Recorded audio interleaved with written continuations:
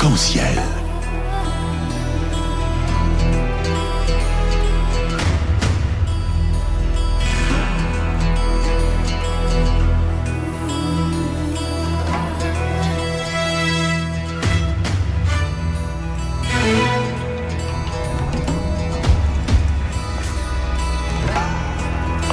Arc-en-ciel, votre émission marocaine, chaque dimanche pour tout savoir sur le Maroc. Actualité, culture, économie, société et animation festive. Avec Abdelatif, Arc-en-ciel au cœur du Maroc.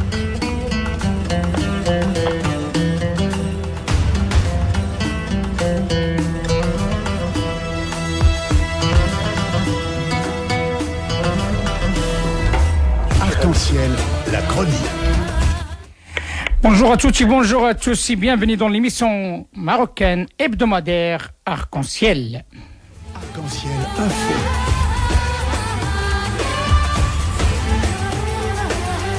Arc-en-ciel, animation festive.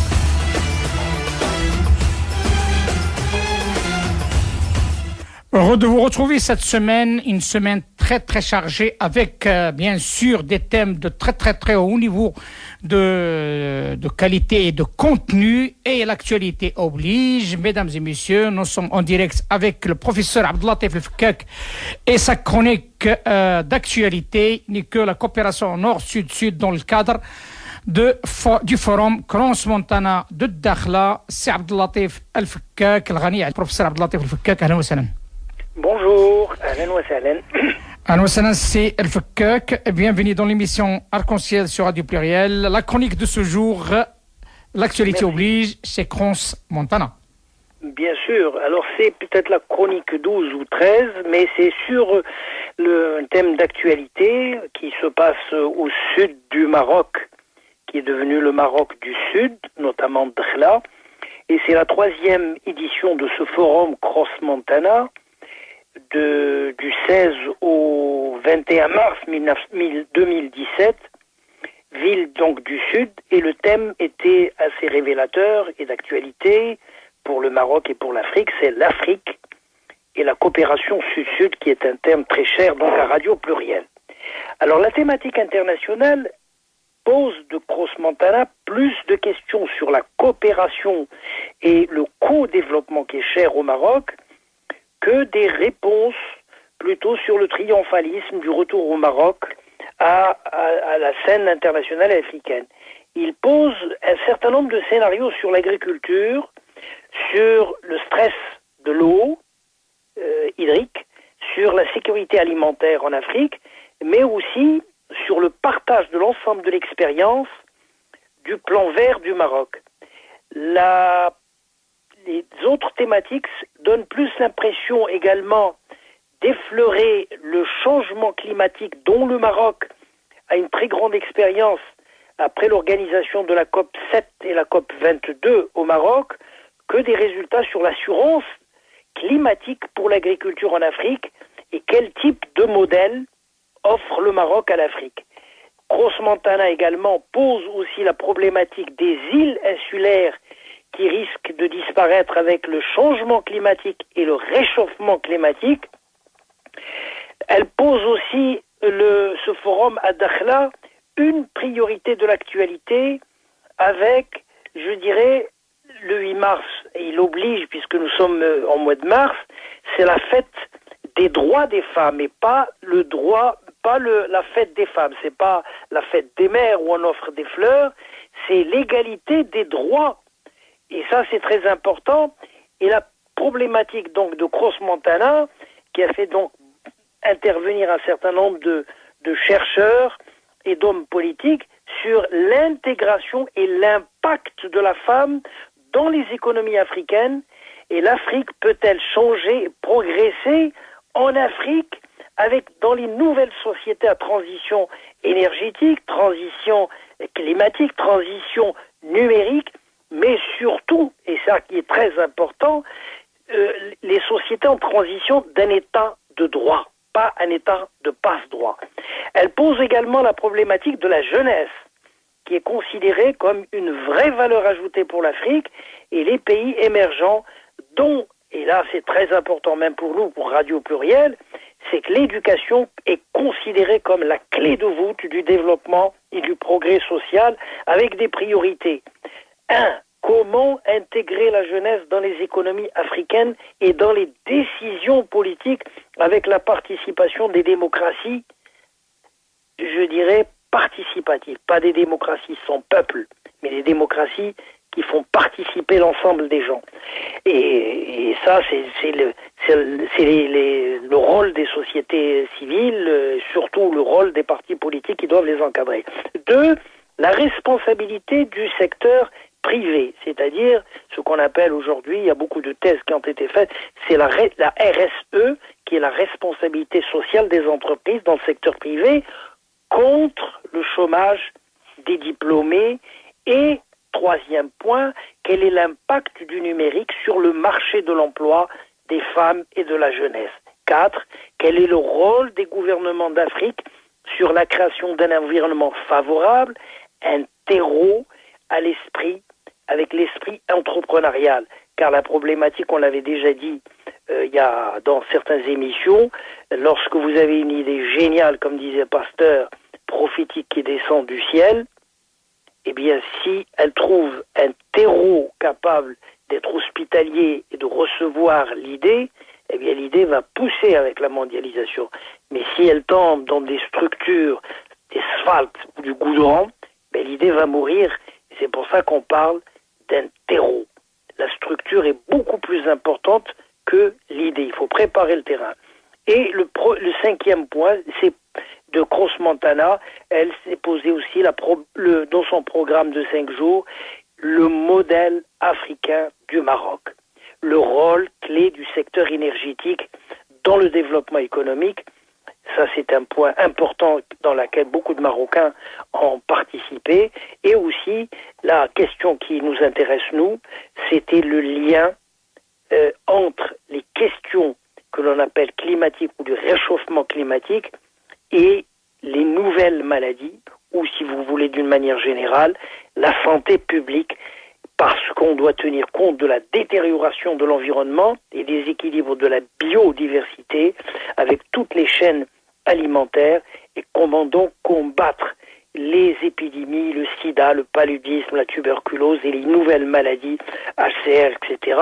Et surtout les maladies du siècle, c'est le diabète 1 et le diabète 2.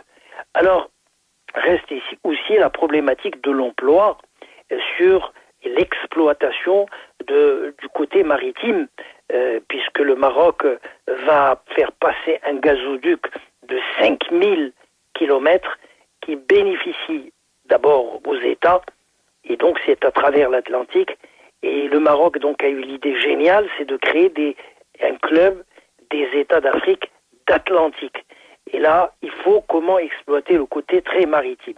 Et donc la problématique aussi qui s'est posée, c'est la pression démographique et l'immigration. Tous ces sujets que je viens de vous annoncer, nous les avons déjà traités. J'avais l'impression d'avoir fait une répétition, car l'émission de radio que vous dirigez, enfin que vous dans cette émission, comment dirais-je, elle anticipe les événements, elle est plus éducative qu'une radio, plutôt qu'une boîte de résonance des idées qui sont périmées. À vous rappeler, dans les sociétés de transition, on les avait dit, je les cite de tête de mémoire, il y avait le changement climatique, il y avait la pression démographique, il y avait le stress hydrique et l'exploitation de l'eau, il y avait la sécurité alimentaire, et il y avait également le problème de l'emploi, et il y avait cette espèce de coopération sud-sud, et le risque, c'était cette espèce d'immigration.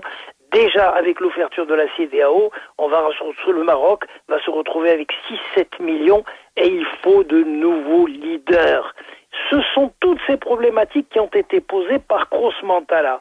Alors, je rappelle aux gens qu'est-ce que c'est Cross-Montana. Cross-Montana, donc, est une organisation internationale non gouvernementale suisse, dont le rayonnement et le prestige sont établis mondialement depuis 1986. Ces forums les plus anciens de Cross-Montana il se situait uniquement dans Cross-Montana, c'est-à-dire la petite ville qui se trouve aux montagnes, c'est un peu comme Davos, et à Genève. Elle est reconnue et travaille avec l'ensemble des organisations internationales, gouvernements très respectés, par les entreprises, mais surtout par les organisations non gouvernementales.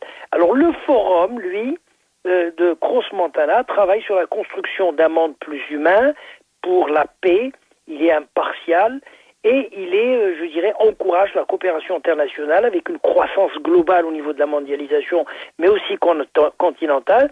Mais il essaye à travers le monde et il s'est délocalisé vers le Maroc. C'est la 3e édition.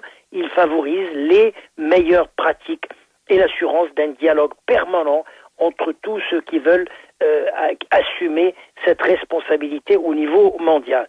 Alors l'un des premiers forums, et le premier forum de Cross-Montana en 1990, qui fut consacré donc à la reconstruction politique et économique d'une Europe après l'ouverture des guerres de la guerre froide.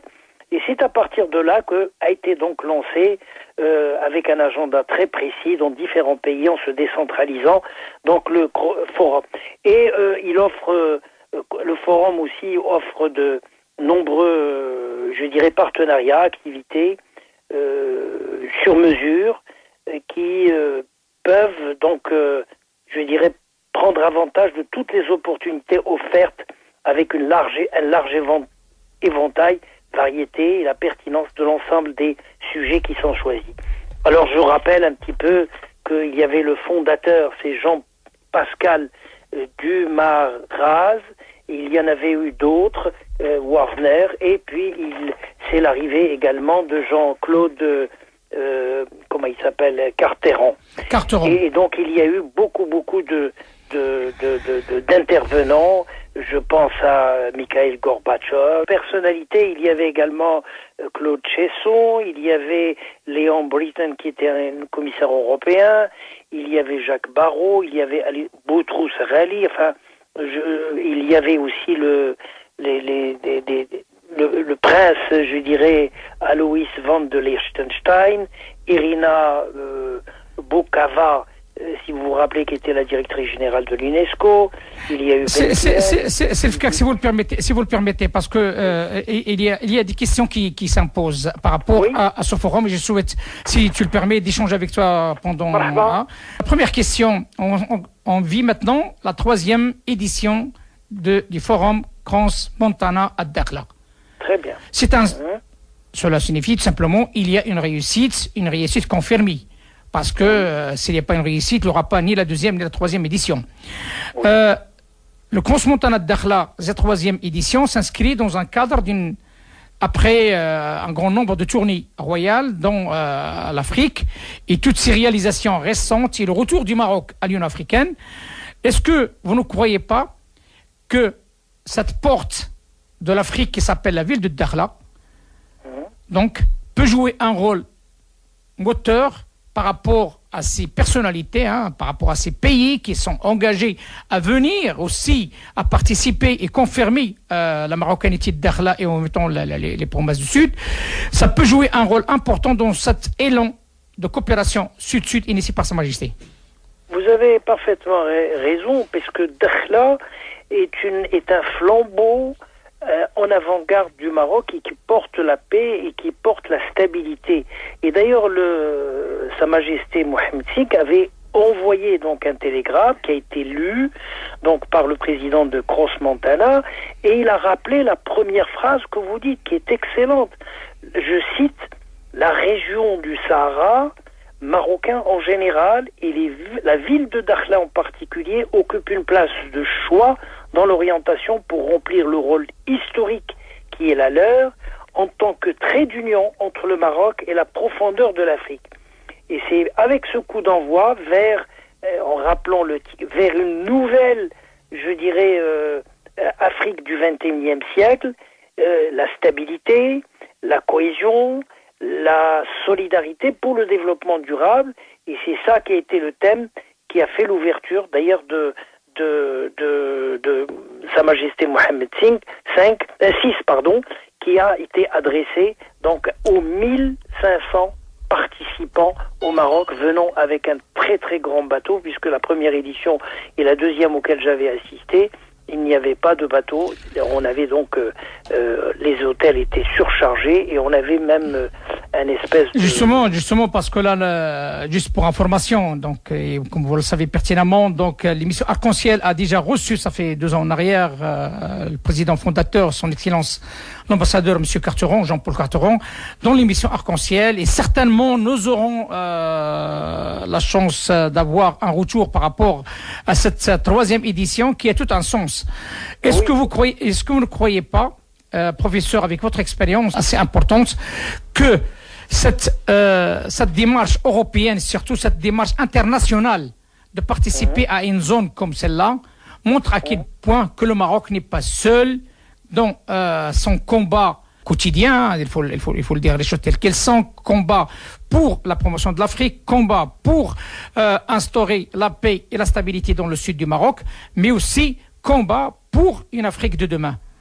Mais c'est tout à fait ça, c'est du marketing international. D'abord, c'est de montrer à travers l'Europe et donc surtout cette organisation qu'on appelle Cross Montana, qui est un très grand lobbying et qui fait participer pratiquement 1500 personnes avec une diversité de disciplines, avec les sujets que je venais de vous dire. Il y en a au moins 7 ou 8 qui intéressent les scénarios futurs de l'Afrique, et surtout aujourd'hui avec l'entrée de la CEDEAO du Maroc, et que le discours l'avait, Sa Majesté l'avait rappelé.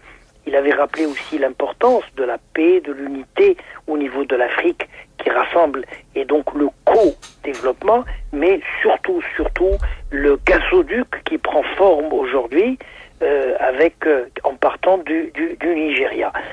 Il est tout à fait normal que cette société énergétique, en transition énergétique, le Maroc a pris les devants, et c'est un pays qui n'a pas de pétrole, et il a profité de cette situation de la baisse du pétrole de présenter modestement un modèle en voulant le partager avec l'ensemble de l'Afrique, et surtout l'intégration, la réintégration du Maroc, membre fondateur de l'UEA, dans cette... Donc là, il y a un problème aussi qui va se passer. Est-ce que le Maroc va continuer dans le cadre de la CEDEAO et dans le cadre de l'unité africaine, de prendre éventuellement le leader au niveau de type économique? Voilà. Si vous avez quelque chose à rajouter par rapport à l'importance de ce forum, allez-y. Moi, ça m'a fait plaisir parce que les scénarios que nous avons étudiés dans les différentes cassettes pour les auditeurs qui peuvent y revenir, il suffit de mettre les sociétés de transition énergétique ou climatique, etc. Ce sont des scénarios que nous avons étudiés. Mais pour ne pas les répéter, je les ai déjà répétés 2 fois, et c'était cette thématique, l'immigration, la jeunesse, le problème des femmes. Mais ce qui nous intéresse aujourd'hui, et véritablement, c'est le problème de l'eau hydrique. Car c'est là où il va y avoir l'immigration, il risque d'y avoir des pressions démographiques, et puis la sécurité alimentaire, tout est lié. Car déjà le ratio de l'eau est à 750 mètres cubes par personne au niveau de l'Afrique. Or, il est déjà pour l'ensemble des pays du monde entier, le SMIC, c'est 1000 mètres cubes. Alors le plan vert, le plan nord, le tourisme, les conflits d'eau qui vont venir sont des consommateurs d'eau, il ne faut pas l'oublier. Donc tout le système écologique qui a avec minimum de sa diversité doit maintenir cette partie vitale qui est très importante de la biodiversité, avec la propreté, et puis surtout la sauvegarde de l'environnement. Car si vous avez vous polluez la terre, vous mettez des choses dans la terre, les nappes phréatiques seront donc touchées, et là nous aurons donc un véritable problème au niveau des nappes phréatiques, et ça pénaliserait donc l'ensemble des exploitations de l'eau. Alors cette espèce de tarissement maintenant de l'eau, quand on le perd pour rien, risque de demain poser véritablement un conflit de territoire, un conflit d'eau, parce qu'il faudrait que les Africains comprennent aujourd'hui que l'eau est un patrimoine africain. Et il faut qu'on raisonne en le protégeant avec des barrages, avec d'un écosystème de production avec ce qu'on appelle aujourd'hui le dessalement, parce que le dessalement aussi, il pollue, et il y a le prix de l'eau qui risque de revenir plus cher. Il y a la déferrisation, c'est-à-dire on enlève le fer de l'eau. Il y a la sensibilisation à la population au niveau de l'éco-geste, de ne pas fermer les robinets. C'est la sensibilisation, effectivement, c'est la sensibilisation à l'utilisation de cette denrée rare qui est l'eau. Tout ça, nous l'avons dit plusieurs fois, il faudrait apprendre aux enfants au niveau éducatif, l'éducation de l'eau, de l'agriculture, les mesures au niveau de certains points, les conseils au niveau des notions publiques, et tout ceci, il est très important, et les femmes jouent un rôle extrêmement important, bien sûr, très éducatif, bien sûr, c'est eux qui vont éduquer donc les populations. Voilà ce que j'avais à dire. Justement, c'est le cas que juste pour conclure, et là, je confirme tout ce que vous venez de citer, hein, parce que là, l'émission Arc-en-Ciel, ça fait maintenant presque 3 ans, et si on prend un petit peu l'ensemble des vidéos qui a retransmis, hein, presque dans l'intégralité des interventions des uns et des autres, et parmi eux, le professeur Abdelfka qui a participé maintes fois avec des chroniques très intéressantes, soit dans la coopération Nord-Sud-Sud, soit dans la coopération Sud, soit sur l'énergie, soit sur l'histoire de la COP22, soit sur l'histoire de la stabilité et ainsi de suite, hein, donc par rapport à le sud du Maroc. Voilà, justement tout ce qu'on peut dire. Voilà, justement tout ce qu'on peut dire, c'est que tout simplement l'émission Arc-en-Ciel, comme vous l'avez bien cité, c'est une émission éducative. Nous proposons des analyses, nous proposons des visions qui sont un petit peu en avant par rapport à d'autres. Bon, Allah ghalaba, c'est comme ça que ça se passe, hein. Donc nous on anticipe, et on anticipe dans le bon sens. Et ce qui est en train de se passer actuellement, soit en Afrique avec la coopération Sud-Sud, avec tout le travail qui est en train de se faire par Sa Majesté, avec tout le travail qui est en train de se faire par le Maroc, avec tout le travail qui est en train de se faire par l'Europe vers l'Afrique, et tout ça a été anticipé, ça fait plus que 2 ans maintenant. On a parlé, on a reparlé, et YouTube est là, Google est là, tout est noir sur blanc. C'est une fierté pour nous. C'est un grand merci à l'ensemble des intervenants, professeurs, chercheurs, hommes politiques et autres qui ont anticipé dans cette démarche. Et notre fierté, elle est là par rapport à cette émission éducative. Silfkak, notre chroniqueur, ahlan wa sahlan bik, ay waqt, wa shukran jazilan ala at-tadkhul. Merci beaucoup et à bientôt. À bientôt. Ma salama Sidi. On est fiers. Je peux dire 2 mots? Bien sûr, bien sûr. On est fiers d'avoir anticipé ces sujets qui reviennent récurrents pour notre modeste, formation et de nos interventions.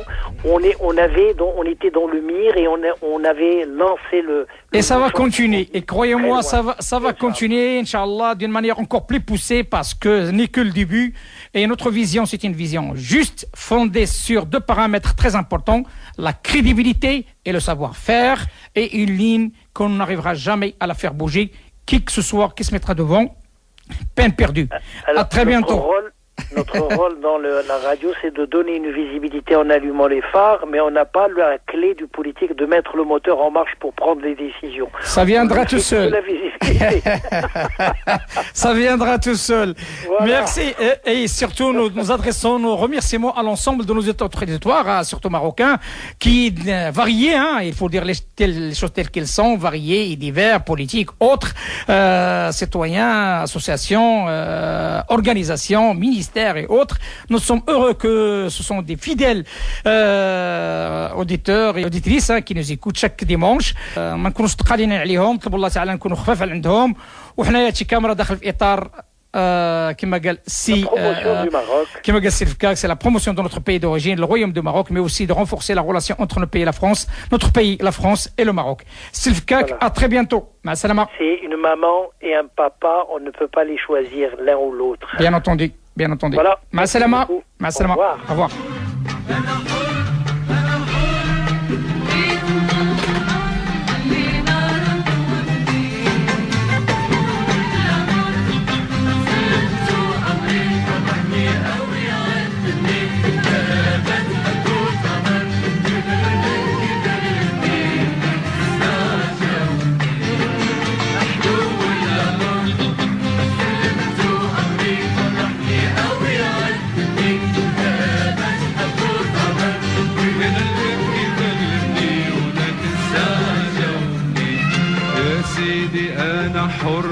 أنا حر أنا حر لله فهمني أنا شفته وعجبني.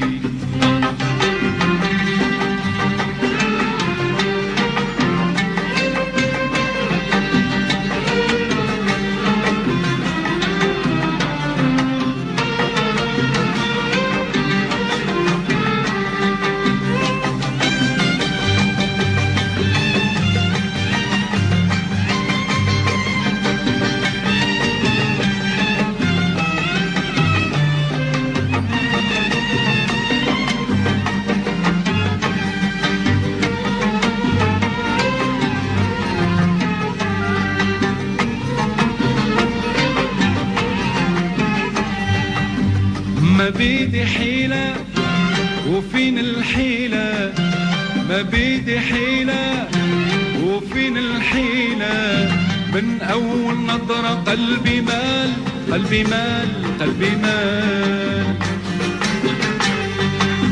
غير البارح وانا هني، غير البارح وانا هني، واليوم انا مشغول البال مشغول البال مشغول البال.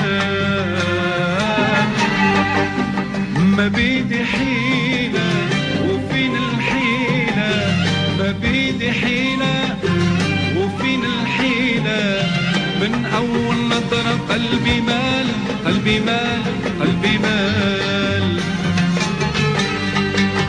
غير البراء.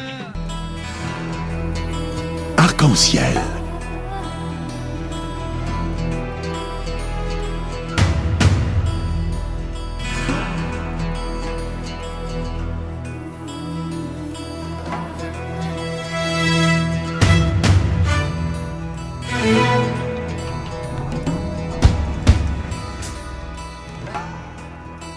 Arc-en-ciel, votre émission marocaine, chaque dimanche pour tout savoir sur le Maroc. Actualité, culture, économie, société et animation festive. Avec Abdelatif, Arc-en-ciel au cœur du Maroc.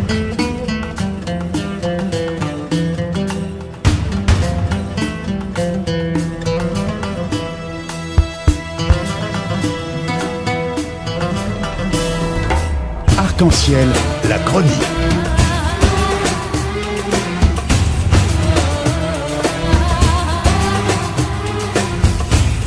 Arc-en-ciel info.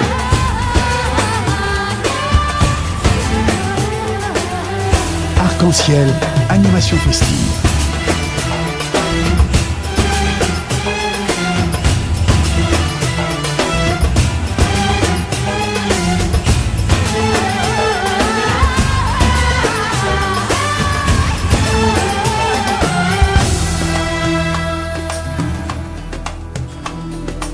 Arc-en-ciel au cœur du Maroc.